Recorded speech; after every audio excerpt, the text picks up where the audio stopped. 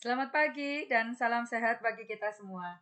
Perjumpaan kita pagi hari ini adalah untuk sosialisasi bersama tentang bahan sinode tahun ini yang mengangkat tema Menuju Gereja Sinodal, Persekutuan, Partisipasi, dan Misi. Apa itu gereja sinodal? Gereja sinodal adalah gereja yang terus bergerak, tidak diam, tidak berhenti apalagi mati, tetapi terus bergerak, berjalan dalam kebersamaan dengan seluruh umat Allah untuk melakukan sebuah misi. Apa itu misinya? Yaitu melaksanakan penginjilan, mewartakan kabar gembira kepada semua orang sampai ke ujung-ujung bumi, seperti yang telah diamanatkan Yesus sebelum ia naik ke surga. Amanat agung ini tertulis dalam Injil Matius dengan bunyi, "Karena itu pergilah, jadikan semua bangsa muridku, dan baptis mereka dalam nama Bapa, Putra, dan Roh Kudus, dan ajarlah mereka melakukan segala sesuatu yang telah kuperintahkan kepadamu. Dan ketahuilah, aku menyertai kamu senantiasa sampai kepada akhir zaman." Jadi kurang lebih seperti itulah arti gereja sinodal, di mana gereja sinodal tersebut sebagai tujuan akhir dari sinode tahun ini. Sedangkan arti sinode itu sendiri berdasarkan asal katanya, sinode berasal dari dua kata Yunani, sin artinya bersama dan hodos artinya berjalan. Maka sinode berarti berjalan bersama. Sedangkan arti sinode para uskup itu sendiri ada di dalam kanon 342 Kitab Hukum Kanonik yang berbunyi, sinode para uskup ialah himpunan para uskup yang dipilih dari pelbagai kawasan dunia yang pada waktu-waktu yang ditetapkan berkumpul untuk membina hubungan erat antara paus dan para uskup dan untuk membantu paus dengan nasihat-nasihat guna memelihara keutuhan dan perkembangan iman serta moral, guna menjaga dan meneguhkan disiplin gerejawi dan juga mempertimbangkan masalah-masalah yang menyangkut karya gereja di dunia. Sinode para uskup dibuka oleh Bapak Paus Fransiskus di Roma pada tanggal 9 Oktober bulan lalu tahun 2021, yang kemudian dilanjutkan di seluruh keuskupan pada tanggal 17 Oktober tahun 2020 di tiap-tiap keuskupan, termaksud tentu saja di keuskupan kita, Keuskupan Tanjung Karang. Sinode akan berlangsung selama 2 tahun dan berpuncak pada bulan Oktober tahun 2023. Kenapa ya sinode tahun ini sampai harus disosialisasikan ke seluruh umat? Tentu saja karena sinode tahun ini sangat istimewa. Apa keistimewaannya? Coba bayangkan. Berlangsungnya saja begitu lama, 2 tahun. 2021 sampai 2023. Kenapa bisa begitu lama? Karena melibatkan begitu banyak orang. Bukan hanya para uskup, tetapi seluruh umat Allah yang dibaptis. Entah itu awam, biarawan, biarawati, dan kaum tertahbis, yaitu para imam dan para uskup. Dan yang lebih istimewanya lagi, pada tahun ini Bapak Suci mau lebih memberikan perhatian kepada orang-orang yang selama ini kurang terlibat dalam gerak gereja, orang kecil dan orang terpinggir. Kita juga bisa mengingat bahwa pada 3 tahun yang lalu, 2018, sinode ini memberi perhatian lebih kepada orang muda. Sudah disampaikan bahwa tema sinode tahun ini adalah menuju gereja sinodal, persekutuan, partisipasi, dan misi. Mari kita bahas. Sinode menjadi undangan untuk kita berkumpul, tentunya dalam komunitas-komunitas kecil ya, karena sekarang sedang pandemi, untuk saling mendengarkan, saling berdialog, saling melakukan discernment, dan lain sebagainya. Dengan cara berjalan bersama ini diharapkan gereja dapat menjalankan misi perutusan yang dipercayakan kepadanya. Maka semua anggota gereja dari klerus, para tertabis, sampai pada kita kaum awam di berbagai kelompok doa, dipanggil untuk berpartisipasi secara aktif, ambil bagian, untuk saling berbagi dan saling mendengarkan kisah perjalanan iman, agar dapat mendengarkan bisikan Roh Kudus, hingga dapat bersama-sama melaksanakan misi perutusan di dunia ini, yakni memberikan kesaksian tentang kasih Allah di tengah-tengah seluruh umat manusia dengan lebih baik. Mengapa sinodalitas gereja begitu ditekankan? Karena sinodalitas itu atau kebersamaan gereja itu merupakan modus vivendi atau cara hidup dan modus operandi atau cara bergerak ketika persekutuan umat Allah secara bersama-sama ambil bagian dalam pewartaan Injil. Apa yang menjadi latar belakang hingga muncul tema seperti tersebut? Gereja saat ini sedang mengalami perubahan-perubahan penting dengan kompleksitasnya. Maka kita dipanggil untuk meneliti tanda-tanda zaman dan menafsirkannya dalam terang Injil.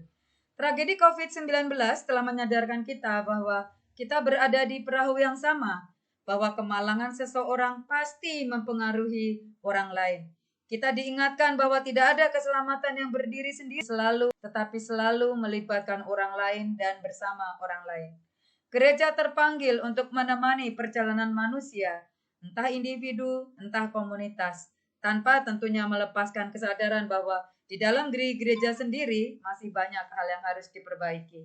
Gereja dipanggil untuk membaharui diri dalam terang Roh Kudus sendiri. Apa yang hendak kita capai melalui sinode ini? Ada banyak yang mau kita sasar. 1.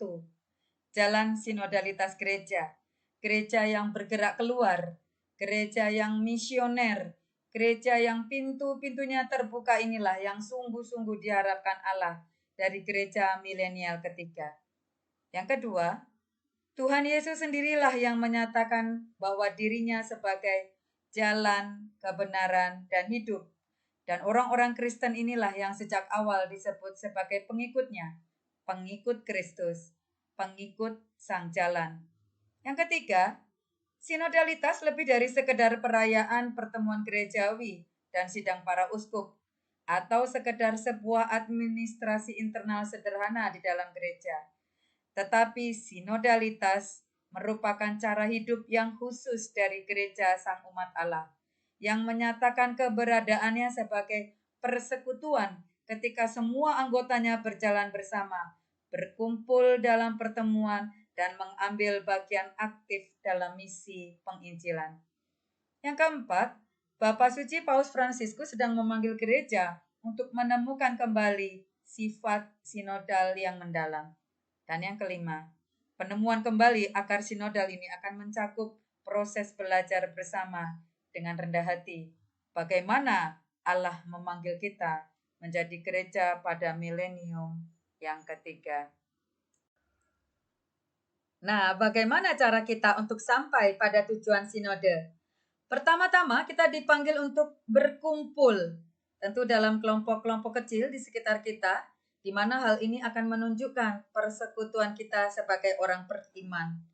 Kemudian yang kedua, kita diajak untuk mendengar sharing pengalaman iman dari setiap kita yang hadir di dalam kelompok kecil tersebut, terutama dari mereka yang terpinggirkan, yang kurang aktif dalam gerak gereja, kaum muda yang suaranya kurang terdengar, atau perempuan, atau kelompok yang pernah kecewa, atau dan lain sebagainya. Di tengah-tengah perubahan dunia yang begitu penting ini, bagaimana pertumbuhan imannya? Dalam hal ini tentu dibutuhkan kerendahan hati untuk siap mendengarkan orang lain. Dan yang ketiga, discernment. Melalui pengalaman iman yang didialogkan tadi, di dalam terang Roh Kudus, kita diajak untuk menemukan apa yang menjadi kehendak Allah. Untuk membantu proses dialog di dalam memenuhi pola yang tadi kita pilih, Keuskupan Tanjung Karang menggunakan bahan permenungan 5 pilar gereja: koinonia, liturgia, kerugma, diakonia, dan martiria. Ya, seperti ini. Persekutuan, hidup liturgi, pengetahuan iman, hidup pelayanan, dan kesaksian hidup.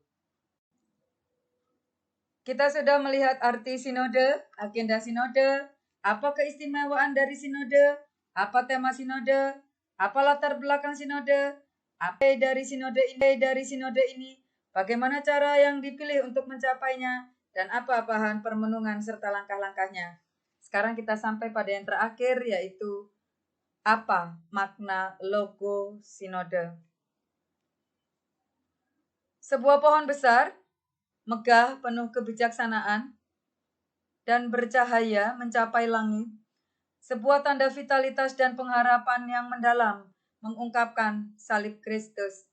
Tanda ini memegang ekaristi yang bersinar seperti matahari, cabang-cabang horizontal yang terbuka seperti tangan atau sayap, yang pada saat yang sama menunjuk pada Roh Kudus. Kemudian gambaran umat Allah yang terus bergerak, tidak statis, mengacu langsung kepada kata-kata sinode berjalan bersama. Perjalanan orang-orang dimulai dari pohon kehidupan. Ada banyak warna-warna cerah yang merupakan tanda kegembiraan. Ini.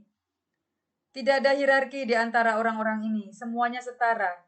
Muda, tua, anak-anak, remaja, kaum awam, kaum religius, orang tua atau pasangan, atau lajang, sehat atau cacat. Uskup dan biarawati tidak berjalan di depan, tetapi ada di antara mereka, ada di tengah-tengah. Ini. Tetapi di antara mereka ini sudah sewajarnya bahwa anak-anak dan remaja yang membuka jalan mengacu kepada kata-kata Yesus. Aku bersyukur kepadamu Bapa Tuhan langit dan bumi, karena semuanya itu Engkau sembunyikan bagi orang bijak dan orang pandai, tetapi Engkau nyatakan kepada orang-orang kecil. Garis dasar horizontal untuk gereja sinodal, persekutuan partisipasi dan misi, melintang dari kiri ke kanan ke arah kumpulan orang, menggaris bawahi dan memperkuat hingga diakhiri dengan tema Sinode 2021-2023. Demikian sosialisasi kita tentang menuju gereja sinodal, persekutuan partisipasi dan misi. Selamat bersinode, Tuhan memberkati. Amin.